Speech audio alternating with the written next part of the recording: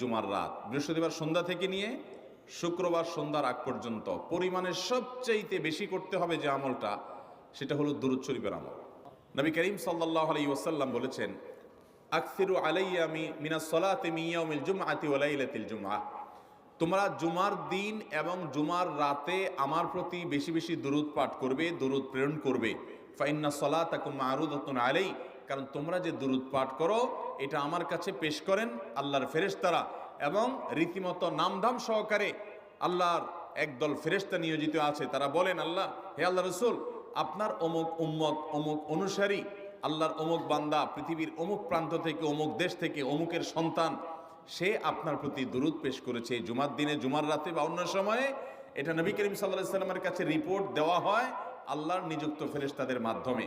এই জন্য শুক্রবার দিন এবং রাত, অর্থাৎ বৃহস্পতিবার সন্ধ্যা থেকে নিয়ে শুক্রবার